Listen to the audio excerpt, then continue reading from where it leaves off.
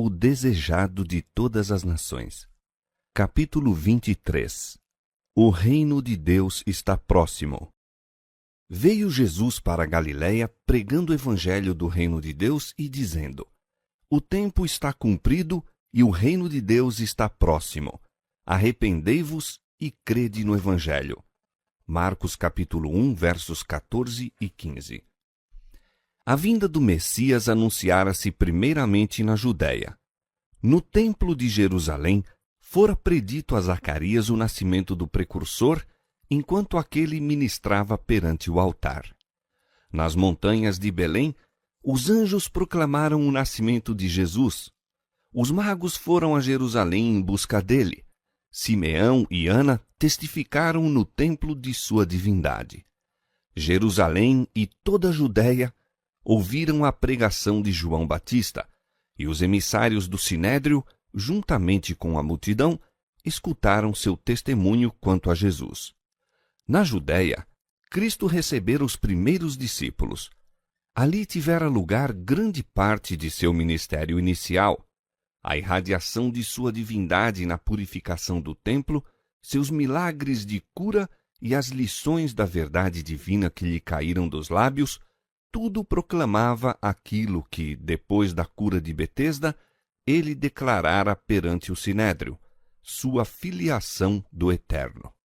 Houvessem os guias de Israel recebido a Cristo, e ele os teria honrado como mensageiros seus para levar o Evangelho ao mundo. Foi-lhes dada primeiramente a eles a oportunidade de se tornarem arautos do reino e da graça de Deus.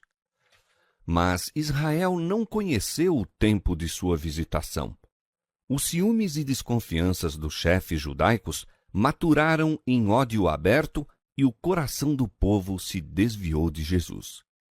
O Sinédrio rejeitara a mensagem de Cristo e intentava matá-lo. Portanto, Jesus partiu de Jerusalém, afastou-se dos sacerdotes, do templo, dos guias religiosos, do povo que fora instruído na lei, e voltou-se para outra classe para proclamar sua mensagem e remir os que haviam de levar o Evangelho a todas as nações. Como a luz e a vida dos homens foi rejeitada pelas autoridades eclesiásticas nos dias de Cristo, assim tem sido rejeitada em todas as subsequentes gerações. A miúde se tem repetido a história da retirada de Cristo da Judéia. Quando os reformadores pregavam a palavra de Deus, não tinham ideia alguma de se separar da igreja estabelecida. Os guias religiosos, porém, não toleravam a luz e os que a conduziam eram forçados a buscar outra classe, a qual estava ansiosa da verdade. Em nossos dias, poucos dos professos seguidores da Reforma são atuados pelo espírito da mesma. Poucos estão à escuta da voz de Deus e prontos a aceitar a verdade, seja qual for a maneira por que se apresente. Muitas vezes, os que seguem os passos dos reformadores são forçados a retirar-se da igreja que amam, a fim de declarar o positivo ensino da palavra de Deus.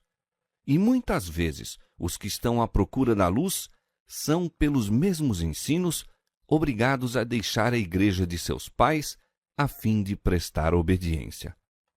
O povo da Galiléia era desprezado pelos rabis de Jerusalém como rústico e ignorante. Apresentava, todavia, campo mais favorável à obra do Salvador. Eram mais fervorosos e sinceros, estavam menos sob influência da hipocrisia, tinham mais aberto o espírito à recepção da verdade. Indo para a Galiléia, não estava Jesus procurando exclusão ou isolamento. A província era a esse tempo habitada por numerosa população, com muito maior mistura de gente de outras nações do que se encontrava na Judéia. Ao viajar Jesus pela Galiléia, ensinando e curando, multidões a ele se juntavam das cidades e vilas. Muitas vezes se via obrigado a ocultar-se do povo. O entusiasmo subia a tal ponto que se tornavam necessárias precauções não fossem despertados os receios das autoridades romanas quanto a qualquer insurreição. Nunca dantes houvera um período assim para o mundo. O céu baixara aos homens. Almas famintas e sedentas que haviam longamente esperado a redenção de Israel, deleitavam-se agora na graça de um misericordioso Salvador. A nota predominante da pregação de Cristo era: o tempo está cumprido e o reino de Deus está próximo. Arrependei-vos e crede no Evangelho. Assim, a mensagem evangélica, segundo era anunciada pelo próprio Salvador, baseava-se nas profecias. O tempo que declarava estar cumprido era o período de que o anjo Gabriel falara a Daniel. 70 semanas, dissera o anjo, estão determinadas sobre o teu povo e sobre a tua santa cidade, para extinguir a transgressão e dar fim aos pecados, para expiar a iniquidade e trazer a justiça eterna, e selar a visão e a profecia, e para ungir o Santo dos Santos. Daniel 9, 24. Um dia, profeticamente, representa um ano. Ver Números capítulo 14, verso 34 e Ezequiel capítulo 4, verso 6. As 70 semanas, ou 490 dias, representavam 490 anos. É dado um ponto de partida para esse período. Sabe e entende.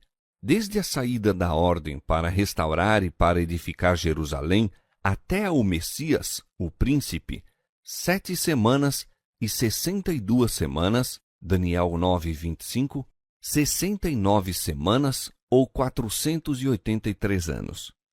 A ordem para restaurar e edificar Jerusalém, confirmada pelo decreto de Artaxerxes Longímano, ver Esdras capítulo 6, verso 14 e capítulo 7, verso 1. Foi dada no outono de 457 a.C. Daí, 483 anos estendem-se ao outono de 27 depois de Cristo. Segundo predição dos profetas, esse período devia chegar ao Messias, o ungido.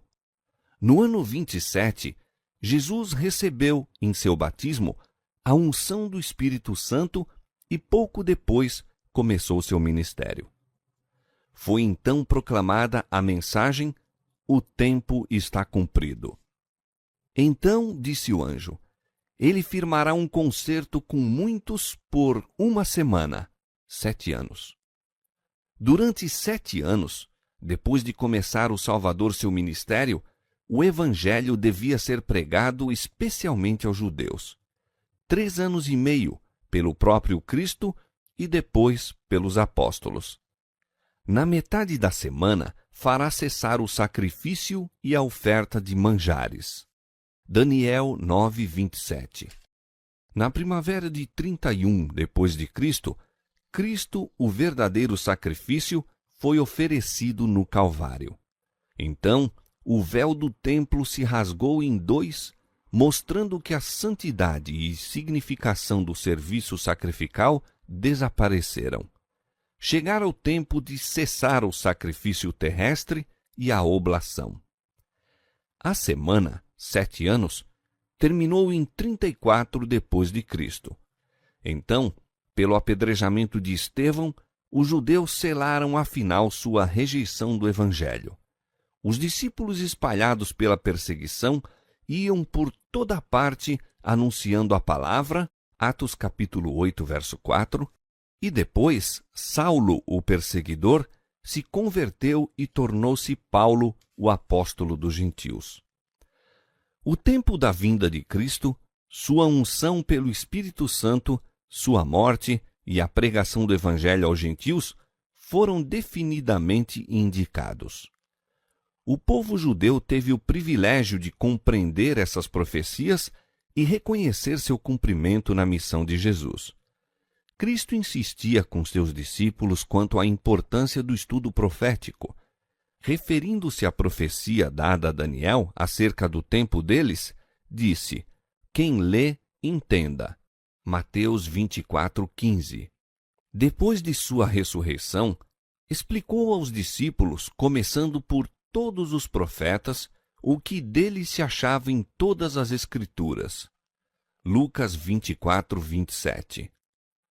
O Salvador falara por intermédio de todos os profetas. O Espírito de Cristo que estava neles indicava anteriormente, testificando os sofrimentos que a Cristo haviam de vir e a glória que se lhes havia de seguir. 1 Pedro capítulo 1, verso 11. Foi Gabriel, o anjo que ocupa a posição imediata ao Filho de Deus, que veio com a divina mensagem a Daniel. Foi Gabriel, seu anjo, que Cristo enviou a revelar o futuro ao amado João. E é proferida uma bênção sobre os que leem e ouvem as palavras da profecia e observam as coisas ali escritas. Apocalipse capítulo 1, verso 3. O Senhor Jeová não fará coisa alguma sem ter revelado seu segredo aos seus servos, os profetas. Ao passo que as coisas encobertas são para o Senhor nosso Deus, as reveladas são para nós e para nossos filhos para sempre. Amós capítulo 3, verso 7 e Deuteronômio capítulo 29, verso 29. Deus nos tem dado essas coisas e sua bênção acompanhará o estudo reverente das Escrituras proféticas, secundado de oração. Como a mensagem do primeiro advento de Cristo anunciava o reino de sua graça, assim a de sua segunda vinda anuncia o reino de sua glória. E a segunda, como a primeira mensagem, acha-se baseada nas profecias. As palavras do anjo a Daniel, com relação aos últimos dias, deviam ser compreendidas no tempo do fim. A esse tempo, muitos correrão de uma parte para outra e a ciência se multiplicará. Os ímpios procederão impiamente, e nenhum dos ímpios entenderá, mas os sábios entenderão. Daniel capítulo 12, versos 4 e 10. O próprio Salvador deu sinais de sua vinda e diz: Quando virdes acontecer estas coisas, sabei que o reino de Deus está perto. E olhai por vós, não aconteça que os vossos corações se carreguem de glutonaria, de embriaguez e dos cuidados da vida, e venha sobre vós de improviso aquele dia. Vigiai, pois, em todo o tempo, orando, para que sejais havidos por dignos de evitar todas estas coisas que hão de acontecer e de estar em pé diante do Filho do Homem. Lucas capítulo 21, versos 31, 34 e 36. Chegamos ao período predito nessas passagens. É chegado o tempo do fim, as visões dos profetas acham-se reveladas e suas solenes advertências nos mostram a vinda de nosso Senhor em glória como próxima às portas. Os judeus interpretaram e aplicaram mal a palavra de Deus e não conheceram o tempo de sua visitação. Os anos do ministério de Cristo e seus apóstolos, os derradeiros anos de graça para o povo escolhido, passaram-nos tramando a destruição dos mensageiros do Senhor. Terrestres ambições os absorviam e o oferecimento do reino espiritual foi-lhes feito em vão.